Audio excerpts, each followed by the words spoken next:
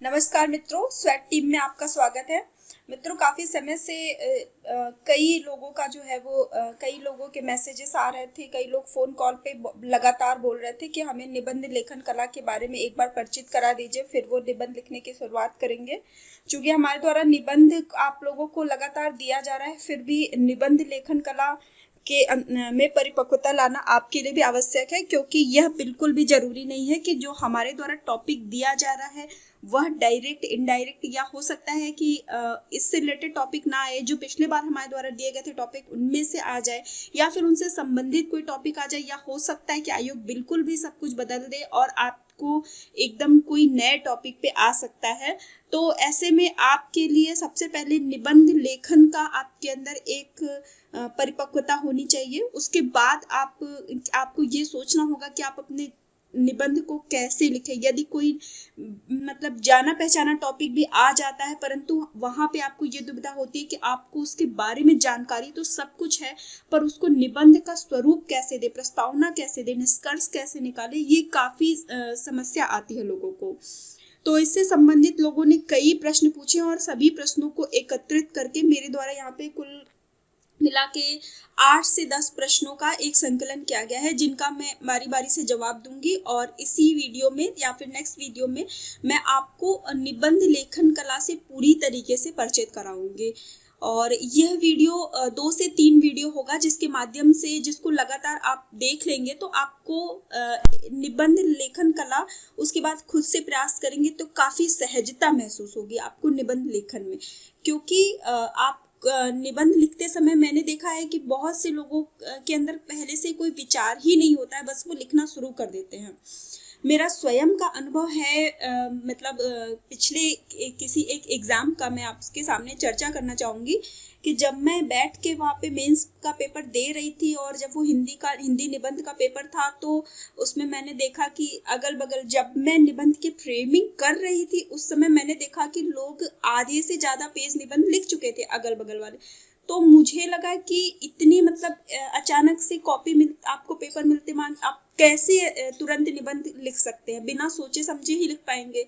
इसलिए आप अपनी कलम को थोड़ा थाम कर सबसे पहले फ्रेमिंग करिए। सबसे पहले निबंध का अपने दिमाग में एक ड्राफ्ट तैयार करेंगे, तभी लिखते मन आपको पेपर आते मन आप तुरंत जो है वो अपनी कलम को चलाना मत शुरू कर दिए, क्योंकि वो आपसे कुछ भी कूड़ा कचरा नहीं पूछ रहा है, वह आपसे निबंध पूछ रहा है। और आपके पास 3 घंटे का पर्याप्त समय होता है, जिसमें आपको 3 निबंध लिखना होता है।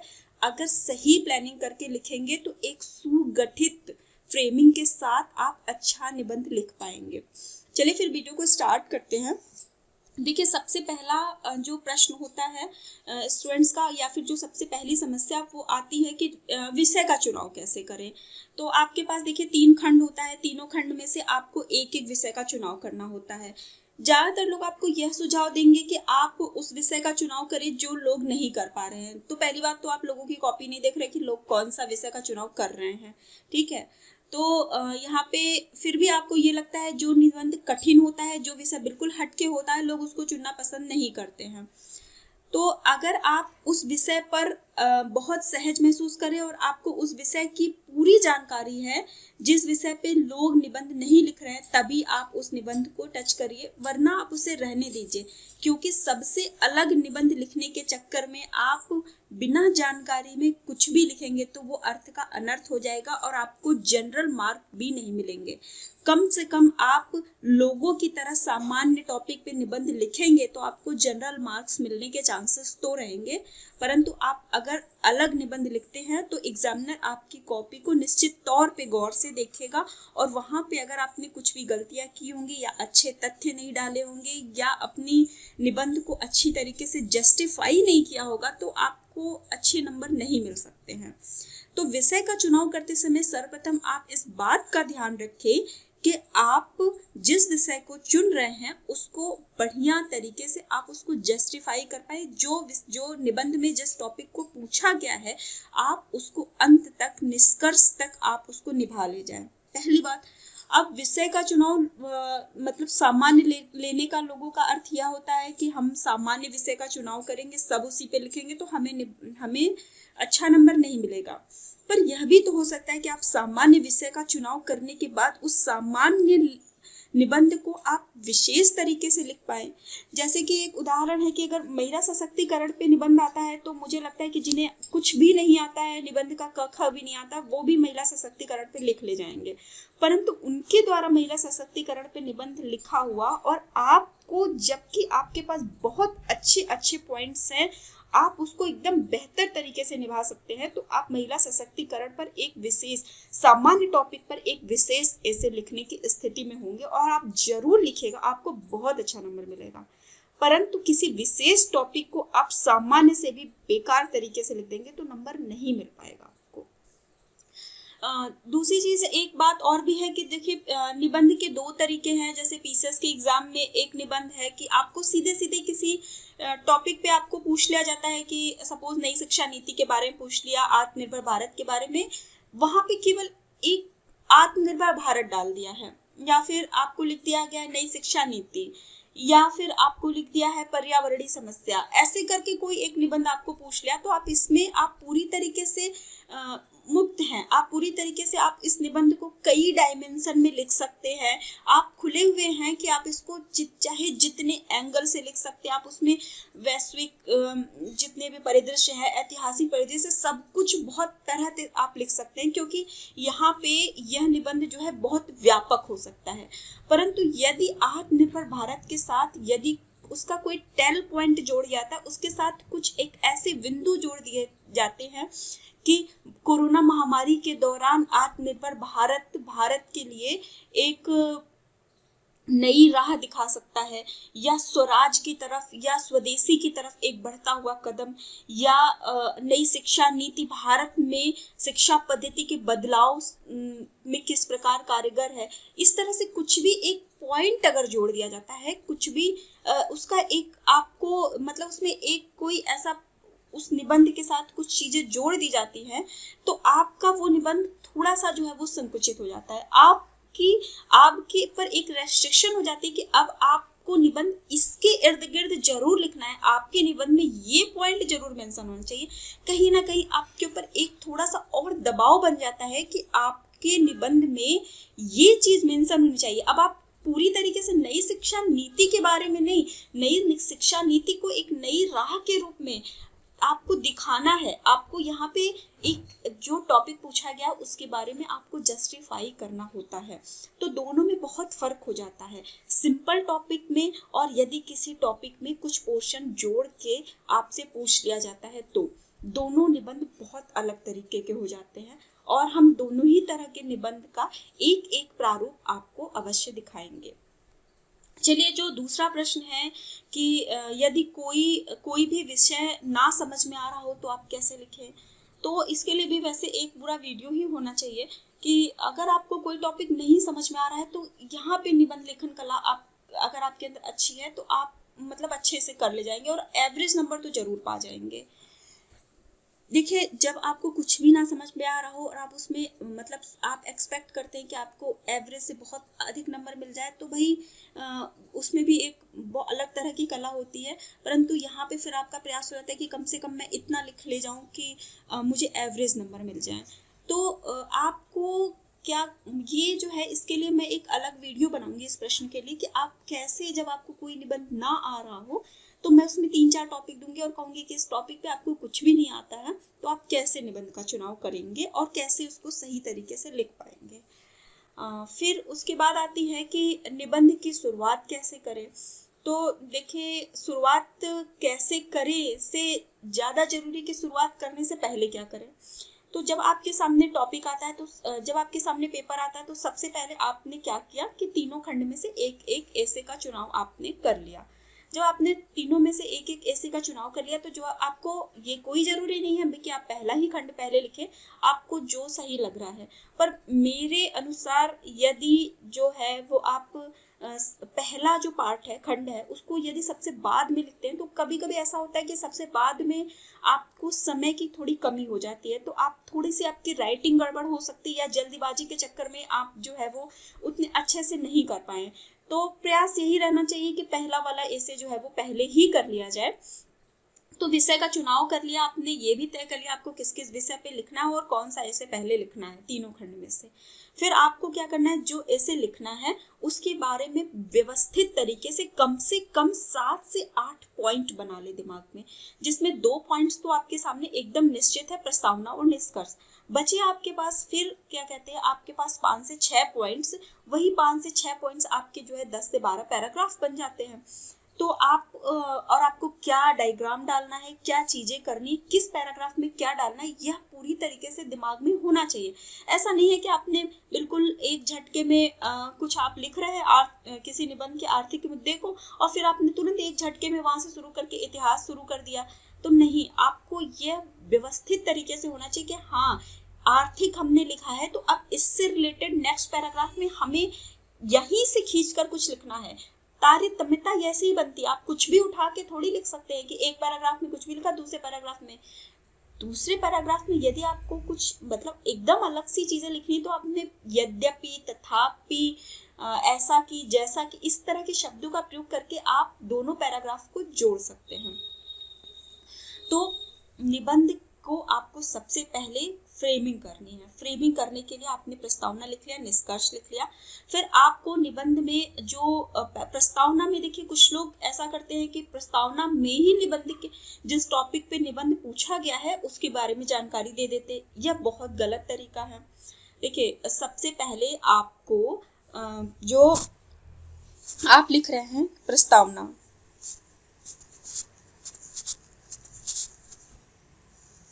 ठीक, तो आपको प्रस्तावना में कभी भी जो है वो जैसे महिला सशक्तिकरण पूछा गया है तो आपको प्रस्तावना में कभी भी महिला सशक्तिकरण के बारे में नहीं बताना है। प्रस्तावना आपका ऐसा होना चाहिए जिससे आपके पूरे निबंध, जिससे आपका जो कॉपी जो आपका चेक करता है उसे लगे कि हाँ मुझे आपका निबंध पढ़ना चाहिए, आपके निबंध में अंदर कुछ है, उसको कुछ मिल सकता है। प्रस्तावना आपका जो पूरे निबंध है उसका सार होना चाहिए। प्रस्तावना में आपकी पता चलना चाहिए कि हाँ आप आगे क्या देने वाले हो, उसके अंदर आपको क्यूरियोसिटी बढ़ानी है। जैसे आपका कोई फिल्म होता है तो उसमें क्या होता है, उसका एक टीजर आता है, उसका एक ट्रेलर आता है, तो उस ट्रेलर में फिल्म के उन्हीं अंशों को लिया जाता है जिसमें उसको आपको देख के लगता है कि नहीं फिल्म देखनी चाहिए। अब वो फिल्म अच्छी लगे या ना लगे पर आप वहाँ पे चले जाते हैं क्योंकि वो मजबूर हो जाता, आपको मजबूर कर देता है। तो सेम ऐसे ही आपको अपना प्रस्तावना छोटा और बहुत ही ज़्यादा सुगठित और ऐसा बनाना चाहिए जिसमें आप क्या देना चाह रहे हैं ना उसकी पूरी जानकारी उसमें मिल जाए। प्रस्तावना लिखने के कई तरीके हैं, कुछ लोग कोटेशन के द्वारा लिखते हैं, कोटेशन थोड़ा अच्छा होना चाहिए, यह तरीका काफ़ी पुराना हो चुका है फिर भी कारगर है, आप लिख सकते हैं। कुछ प्रश्न के माध्यम से लिख सकते हैं कि आप जो है वो क्या नई शिक्षा नीति भारत के भविष्य के लिए जो है वो एक नई दिशा ले आ सकती है, या इस तरह से करके आप कई प्रश्न को पूछ के और फिर आप नेक्स्ट पैराग्राफ में आप जितने भी पैराग्राफ बनेंगे आप अपने प्रस्तावना से संबंधित उत्तर के माध्यम से एक तरीके से आप लिख सकते हैं। तीसरी चीज आप किसी कहानी के माध्यम से लिख सकते हैं। चौथी चीज आप प्रस्तावना में जो आप कुछ ऐसा कीजिए कि उसके एग्जामिनर के अंदर जो है ना वो एक क्रिएशन है, जैसे पर्यावरण, तो पर्यावरण को लेकर उसके अंदर आप कुछ इमेजिनेशन पैदा करिए कि वह आपकी प्रस्तावना को पढ़ के उसके दिमाग में पर्यावरण प्रदूषण की इमेज बन जाए। अच्छा ऐसा होता है, उसके अंदर एक क्यूरियोसिटी पैदा करिए कि ऐसा होना चाहिए या ऐसा है या हम आगे ये बताने वाले हैं, उसे यह एहसास कराइए कि निश्चित तौर पे यह टॉपिक सामान्य है पर आप उसको कुछ आगे नया देने वाले हैं। प्रस्तावना में इस बात की झलक होनी चाहिए। अब बात करते हैं, प्रस्तावना के लिए एक अलग वीडियो जरूर होना चाहिए क्योंकि प्रस्तावना बहुत महत्वपूर्ण होता है। तो प्रस्तावना मेरे ख्याल से आपको प्रस्तावना पे थोड़ा टाइम ले लीजिए, आगे का पूरा आप फ्रेमिंग सोच लीजिए आपको क्या लिखना है, देन आप सारी फ्रेमिंग सोचने के बाद फिर प्रस्तावना के बारे में बाद में सोचिए। जब प्रस्तावना के बारे में सोच के लिखते जाइए, लिखकर और फिर तब बाकी चीजें आप पहले से सोचे रहेंगे तो कोई दिक्कत नहीं आएगी। सेकंड पैराग्राफ में आपको जिस बारे में निबंध पूछा गया है उसका इंट्रो जरूर देना है। अब यहाँ पे आपके सामने एक समस्या आ सकती है कि कभी कभी निबंध में 2 टॉपिक जुड़े होते हैं, जैसे एक है कि खाद्य सुरक्षा अधिनियम और कोरोना महामारी।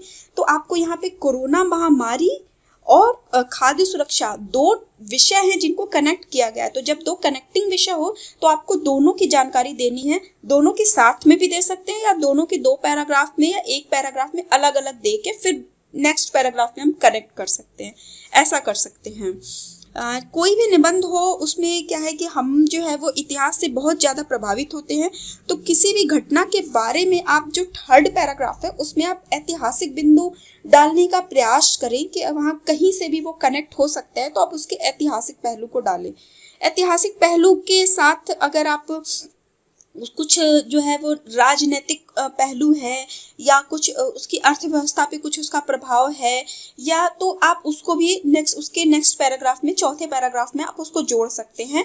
और जब आप कहीं कोई चीज़ अर्थव्यवस्था के रूप में लिख रहे हैं तो जाहिर सी बात है कि आप उसको अगर डायग्राम फॉर्म में बदल देना तो आपके लिए बहुत अच्छा होता है कि आप उसको सीधे डेटा में ना दिखा के आप कोई डायग्राम, वेन डायग्राम बना दे, चार्ट बना दे, पाई बना, कुछ भी तरीके से आप उसको दिखा सकते हैं। यह आपके लिए बहुत अच्छा जो है वो साबित होगा। फिर हम बात करते हैं कि कोई भी निबंध व्यापकता कैसे लाई जाए। तो व्यापकता लाने के लिए आप उसको जरूर किसी आप विश्व में कुछ ऐसी घटनाएं हैं या वैश्विक स्तर पे आप इसकी का तुलनात्मक एक अध्ययन कर सकते हैं कि आप थोड़ा सा तुलनात्मक तरीके से आप इसको दिखा सकते हैं। ठीक है, तो यहाँ पे देखिए कई चीज़ों का आपको जवाब मिल चुका है कि शुरुआत कैसे करें, तो मैंने आपको बता दिया है। ठीक है, उसके बाद पैराग्राफ में एक प्रश्न लोगों का रहता है कि पैराग्राफ में लिखे या पॉइंट में लिखे। तो ये प्रश्न ही नहीं होना चाहिए, क्योंकि यह आपके पास कोई ऑप्शन नहीं है कि पैराग्राफ में लिखना है या पॉइंट में लिखना है। आप दोनों में लिख सकते हैं कि कुछ चीज़ें आप पैराग्राफ में लिखिए, फिर कभी कभी समय का अभाव रहता है तो आप क्या कर सकते हैं कि पैराग्राफ में थोड़ी तारतम्यता लानी पड़ती है, तो आप क्या करिए कि कुछ चीज़ों को आप पॉइंट्स में डाल दीजिए। खासकर कुछ ऐसे बिंदु, जैसे नई शिक्षा नीति के बारे में कुछ प्रावधान डालने हैं तो आप बिंदुवार करके आप जो है पॉइंट्स में आप डाल देंगे कि ये प्रावधान है, तो आप उसको छोटे में कर सकते हैं। निबंध बड़ा भी नहीं होगा ज़्यादा और आपका समय भी बचत होगा। थोड़ा सा जो है वो आप यहाँ पे टेक्निकली अपना स्मार्ट तरीके से कर सकते हैं। तो यह जो है वो आप निबंध पैराग्राफ में ही लिखेंगे, पर कहीं कहीं पे आप इसमें पॉइंट्स को डाल सकते हैं। फिर निबंध में डायग्राम कैसे बनाएं, यह भी था प्रश्न। कैसे बनाए का मतलब अर्थ नहीं कि कोई निबंध जो है उसका कोई पर्टिकुलर कोई वो होता है कि आप निबंध में ये ऐसा ही डायग्राम बनाइए। यदि निबंध में किसी मैप की आवश्यकता है तो आप उस मैप से दिखा दीजिए। यदि जो है वो निबंध में कुछ ऐसे पाई चार्ट वगैरह में डिवाइड करके आप दिखा सकते हैं तो वैसे दिखा दीजिए निबंध में। अब डायग्राम का मतलब आप पेड़ पौधे और घर तो बनाएंगे नहीं, तो इस वजह से जैसा डायग्राम आपको हमारे ऐसे में लगता है वैसा ही डायग्राम आप बना दीजिए। कोई जरूरी नहीं है कि आपने डायग्राम नहीं बनाया तो आपको नंबर नहीं मिलेंगे। निबंध में आपके जो है वो तथ्य और आंकड़ों का जो है वो समावेशन होगा, आप तारतम्यता होगी। आपने जो निबंध से आप भटकेंगे नहीं कि जो पॉइंट आपसे पूछा गया, जो निबंध में जो विषय पूछा गया वहां से भटकेंगे नहीं और सही तरीके से आप निष्कर्ष पे पहुंच जाएंगे। तो डायग्राम नहीं भी बनाते तब भी आपको अच्छे नंबर मिलेंगे। फिर निष्कर्ष कैसे लिखें, हाँ ये बहुत ही इम्पोर्टेंट पॉइंट है। तो निष्कर्ष लिखने से पहले सबसे पहले आपको किसी भी निबंध में अपना सुझाव देना आवश्यक है। कुछ लोग निष्कर्ष में ही सुझाव दे देते हैं, तो निष्कर्ष में सुझाव नहीं देना है। निष्कर्ष मतलब ऑल ओवर निष्कर्ष 2.5 से 3 लाइन का होना चाहिए आपको। निष्कर्ष जो है वो आपका हमेशा जो है वो क्या कहते हैं, एक मतलब कि जैसे ऐसा प्रयोग कर सकते हैं कि आप जैसे भारत जो है वो वसुधैव कुटुंबकम की भावना पर विश्वास करता है, राम राज्य की कल्पना से प्रेरित है, या क्या कहते हैं कि भारत वैश्विक शांति चाहता है, या फिर जैसे भारत जो है वो एक मतलब कि एक बहुत शांति प्रिय देश है, भारत विश्व गुरु बनने की दिशा में। ऐसा करके कुछ भी आप निबंध का इस प्रकार से अंत करें कि वो व्यापक दृष्टि ऐसा दिखाए कि वह एक मतलब कल्याणकारी आपका होना चाहिए। कोई भी निबंध हो तो आप निष्कर्ष अंततः कल्याणकारी ही देंगे, सुझाव के रूप में नहीं देंगे कि आप सुझाव के लिए एक अलग पॉइंट आपने लिखा है। निष्कर्ष में ऐसा ऐसा ऐसा करने से जब हम ऐसा मतलब जो भी आपका निबंध है अगर ऐसा ऐसा ऐसा हो जाता है तो भारत या विश्व एक कल्याणकारी राज्य के रूप में विकसित हो सकता है। विश्व का कल्याण होगा, जगत का कल्याण होगा, भारत का कल्याण होगा, मानवता का कल्याण होगा। एक सर्वव्यापी एक मतलब बहुत कल्याणकारी होना चाहिए आपका निष्कर्ष। उसके लिए आप किसी भी भाषा का प्रयोग करें, पर निबंध का जो निष्कर्ष होना चाहिए व्यापक दृष्टिकोण को लेते हुए ना चाहिए। ये नहीं कि केवल आपको अपने कल्याण की या फिर आपको अगर क्या कहते हैं या फिर मतलब अगर भारत के भी केवल कल्याण की भी सोचते हैं तो भी संकुचित हो जाता है, क्योंकि भारत में इतिहास काल से लेकर अब तक के जो भी मतलब हमारे जो देवता हमारी जो भूमि रही है वह कभी भी केवल भारत के कल्याण के बारे में नहीं सोची, वह पूरे विश्व की कल्याण के बारे में सोचती है। चाहे हमारे यहाँ विवेकानंद हो, गांधी हो, महात्मा बुद्ध हो, जो भी हो, इन्होंने कभी भी केवल भारत के कल्याण के बारे में नहीं सोचा, इन्होंने विश्व के कल्याण के बारे में सोचा है। तो हम भी इन्हीं से प्रेरित होकर अपने निबंध को कुछ इसी तरीके से अंत दे सकते हैं। तो अंत आपका जो है वो डिसाइड करता है कि आपका दृष्टिकोण इस निबंध के बारे में कितना व्यापक हो सकता है, आप कैसे इस निबंध को एक कल्याणकारी रूप में आप दिखा सकते हो, और आप निष्कर्षतः आपने जो भी लिखा है निष्कर्षतः उसका क्या इम्पैक्ट हो सकता है। तो निष्कर्षतः तो हमें यही दिखाना है ना कि ये कल्याणकारी है, निष्कर्षतः तो हमें यही दिखाना है ना कि कोई गवर्नमेंट की पॉलिसी है तो वो अच्छी है, उसमें कुछ कमियां आपने दिखाई। अगर आप अगर आप कमियां नहीं दिखाते हैं तो आप एक अच्छे प्रशासक भी नहीं है, क्योंकि कोई गवर्नमेंट की पॉलिसी जो काफी समय से चली आ रही है आपके समय भी वैसे ही नहीं, आप उसमें कुछ इम्प्लीमेंटेशन कुछ नए तरीका आप अपने तरीके से आप सुझाव देंगे ना, तो आप उसमें नया सुझाव दीजिए और फिर आप कहिए कि फला फला फला सुझाव के साथ अगर जो भी पॉलिसी है वर्तमान में ये अच्छी है और ये सुधार कर दिया जाए तो निश्चित तौर पर यह बहुत अच्छा साबित हो सकता है। या फिर यह कर सकते कि जैसे नई शिक्षा नीति ही है, तो अब नीति तो कोई आ गई है ना, पर नीति को कल्याणकारी बनाया कैसे जाएगा जब तक उसका इम्प्लीमेंटेशन अच्छा ना हो। तो आपको यही सुझाव देना है कि यदि सही तरीके से इसका कार्यान्वयन किया जाए तो आपका यह जो मतलब योजना जो है यह मतलब एक बहुत कल्याणकारी राज्य के रूप में विकसित होगी। ऐसा कुछ करके देखिए, यहाँ कोई पर्टिकुलर निबंध नहीं है इसलिए मैं पर्टिकुलर निष्कर्ष नहीं दे सकती हूँ। कई मेरे ऐसे हैं जिसमें मैं आपको निष्कर्ष बनाकर निष्कर्ष लिखकर दिखाऊंगी। भ्रांतियां क्या है निबंध को लेकर, जो देखिए निबंध को लेकर भ्रांतियां लोगों के अंदर ये रहती है कि निबंध जो है वो इसमें पैराग्राफ में लिखा जाए या हेडिंग में लिखा जाए।